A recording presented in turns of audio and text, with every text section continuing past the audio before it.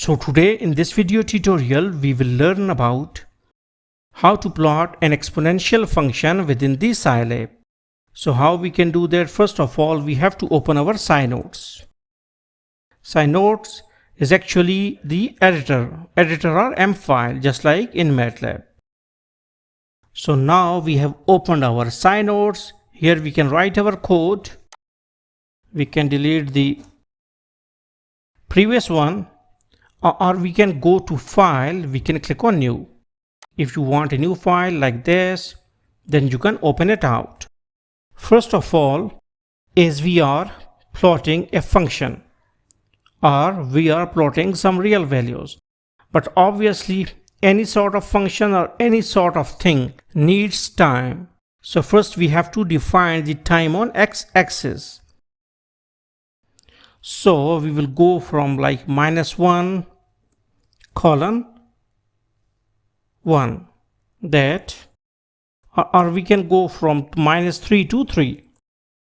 Okay, why we have taken -3? Because we also want to see the result on negative axis. So that is why we have defined here -3, and it will go from -3 to 3, and every with a step of 0.1. So okay, and it will go up to the 3. So can we run it out? Save and execute. Yes. Expo, we can write expo and save, and now we can see that. Okay, so we have defined our time here. Then we can write y is equal to exponential of this t, that we want to take the exponential of this time. Okay, time vector. So why we are going to take the exponential? You must know that all sort of things within the nature, either they are going exponentially or they are forming some sort of logarithmic graph. It is not linear always. In nature, there isn't any sort of concept of linearity. So you can see y is equal to exponential of t. We have written it there.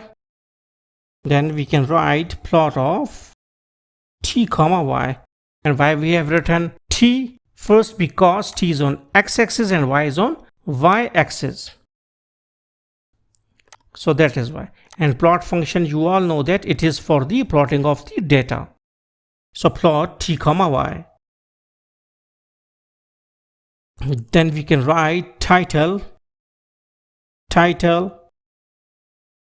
exponential function, and we will go for x label. It is t, and y label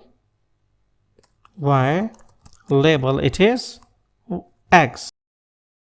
Okay, we can write some other, or y. Okay, so we can write y.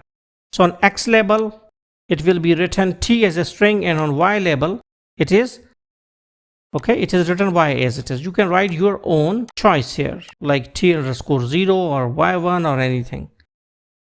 And title is exponential function. Now we will run it out. We can click on save and execute, and here you can see that we got our exponential function here.